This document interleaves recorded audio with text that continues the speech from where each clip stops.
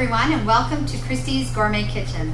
Today we are going to make Christy's Dark Secret Chocolate Terrine.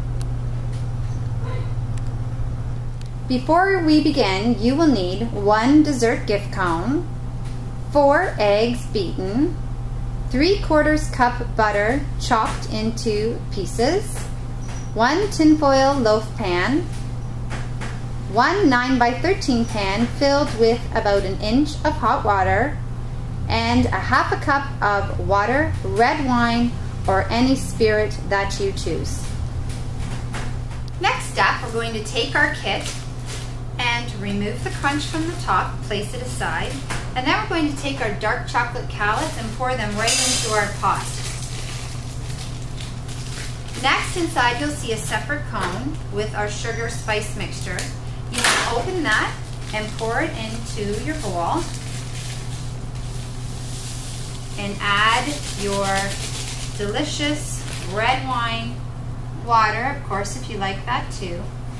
If you want just a pure taste, you're going to use water. If you want to add a little bit of extra flavor, you can use red wine or any spirit that you like. And we'll just give that a mix. Okay, the next step, we're going to take our 3/4 cup butter and we're going to pour it right into our pot.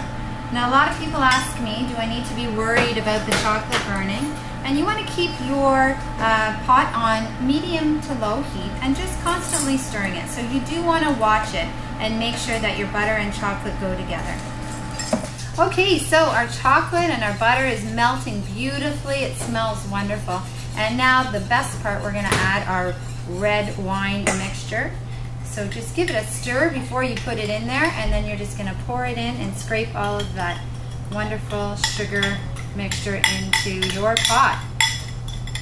Okay, and remember that you're going to keep stirring it nice and slow on medium heat, and you're going to wait until you start to see little tiny bubbles, and then you're going to know that it's ready.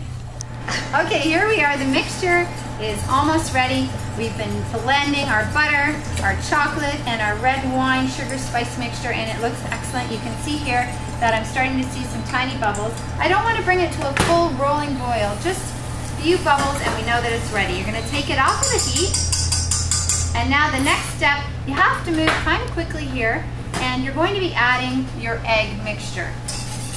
So I always switch to my big whisk at this point in time. That might be a nice tip for you. And when you add your eggs, this part you want to do slowly. If you add them too fast, you get big clumps of eggs, and we don't want that in our chocolate terrine. So nice and slow, just mixing those eggs in. Oh, it smells so great at this point. It's my favorite. I just want to eat it right from the bowl. And in go your 4 eggs while you're mixing. Nice and easy, not too hard at all. And you are now left with your wonderful smelling chocolate terrine mixture. It just looks gorgeous. Our final step, we're going to pour it into our loaf pan. So I'm using a prepared loaf pan that I bought straight from the grocery store. But of course you can also use your own loaf pan from home and line it with tinfoil, which I tell you how to do on the instructions. And your final step, you're going to take your beautiful chocolate terrine and you're going to put it into your bath of prepared water. And we are ready to go in the oven. Water. And there we go. You just wait till you start to smell this cook. Okay, so we're ready to take it out of the oven. It's baked for approximately 50 minutes or so, depending on your oven and the heat. We're going to take it out, and it smells absolutely wonderful, so let's see what's happening here. Be careful because of the hot water. And so this is just gorgeous. And well, we'll know that it's ready because as it's cooking, if you take a peek as it's cooking, you'll see that it starts to rise, almost like a souffle. And then when it comes out of the oven, it will start to settle into this dense chocolate goodness. Also, to make sure that it's done, you want to be careful, but you can hold on to it and just give it a little bit of a shimmy. And if it starts to swoosh back and forth, you know that it's not quite cooked yet. Put it in for another 5 minutes or so. Otherwise, if it just jiggles just a tiny bit, you know that you're ready. And you want to let that cool, and then you can put it in your fridge and slice and serve.